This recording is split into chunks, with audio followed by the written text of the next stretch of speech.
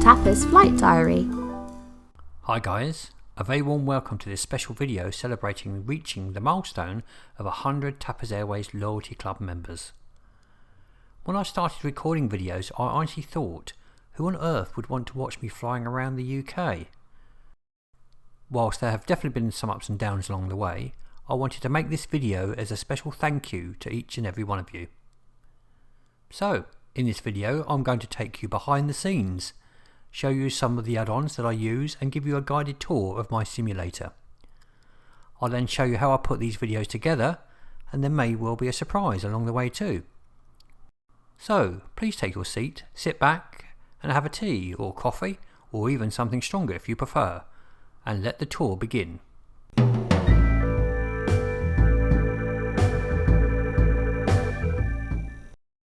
Here we have the Flight Sim PC, assembled in April 2014. CPU wise, we are running an i7 4770K, overclocked to 4 GHz, 8 GB of RAM, and GPU wise we're using a GTX 970, which I bought about 3.5 years ago. This is the recording PC, currently running an i7 4790K stock speeds, 16 GB of RAM, and also with a GTX 970. And on the funky looking mat we have a set of Outtakes rudder pedals.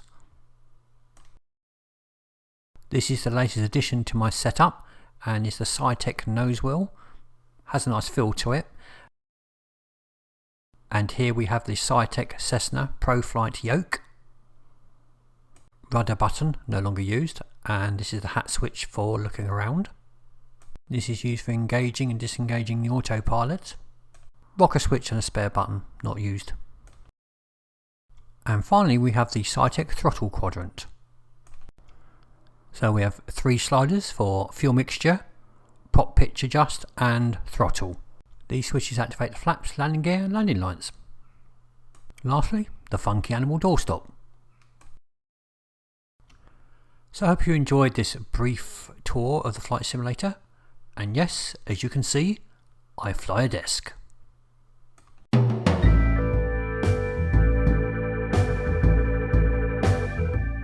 So now I'm going to show you what I actually used to capture the footage, the Elgato Game Capture HD. Here we have a USB connection to the recording PC and also an HDMI out if you are going to use one PC as a through port. And on the other side the graphics card output goes to the HDMI in, and you can also use the AV in for recording other devices such as game consoles.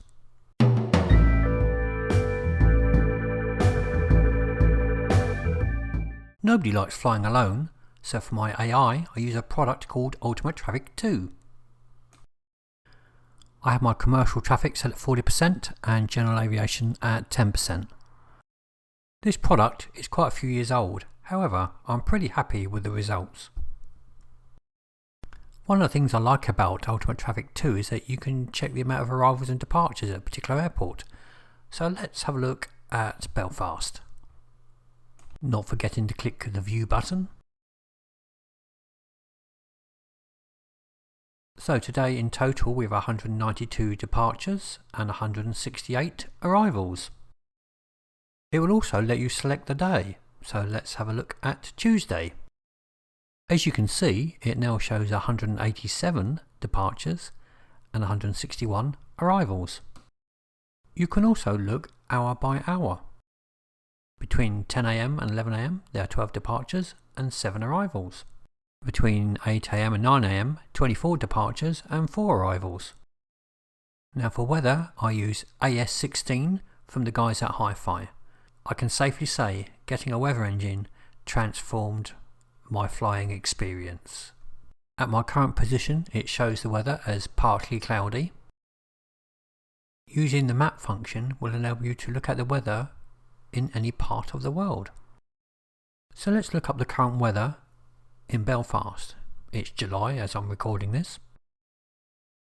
As you can see, it's pretty cloudy.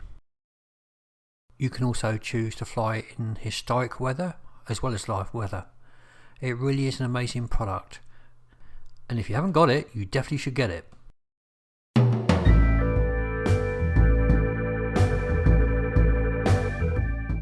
Now for video editing I use a piece of software called Nero 2017. It's fairly cheap. It's about 45 euros, and so there's no monthly subscription. It's also quite easy to use, and I'm pretty happy with the results I get from it. I've muted the sound so it doesn't interfere with the recording process. As you can see, it has a preview window. The main footage is set to video 1 timeline, and the static text is set to video 2. And the dark blue lines you see are the fade out and fade in effects.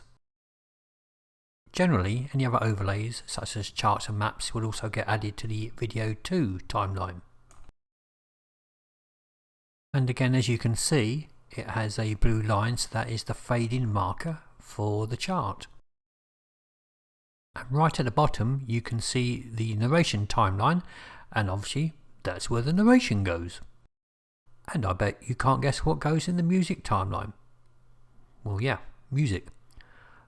I also use it for the flight attendant parts, which are highlighted here. So as you see, it's a pretty easy to use product. They bring out a new version every year, which you don't have to get, so this one is a couple of years old. You're not just limited to the amount of timelines that you see on the screen. Normally I use 2 video, maybe 3, but you can add more if you wish. And there's one last thing that I want to show you before we move on to the next part of this video, and that of course is the flight attendant part. Won't be complete without that. So of course we have the chief flight attendant, the lovely LMA, and there she is. She will be appearing for the rest of this series. There are plans for a new series as well, but I'm not going to give that away yet. I hope you've enjoyed this look behind the scenes on how the videos are put together, and also some of the add-ons that I use. But we're not finished yet. Oh no no no.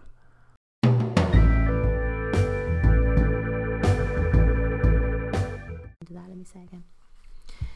Good evening, ladies and gentlemen. Welcome aboard this Cappers. You've got an outtake. You've got one out of me. It was prompted, It wasn't prompted.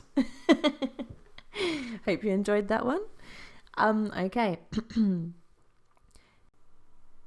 Hi, Captain. I'm Ella, the flight attendant for today. Is there anything you need? Then please don't hesitate to cock that one up. Oh, that's awesome. Been waiting for that. That's God damn. At least 100 subscribers. Enjoy. Anyway. Okay. Perhaps I need the coffee. Wake me up. Thanks for joining me today. Going to leave you with one last thing, and then it's off to Birmingham.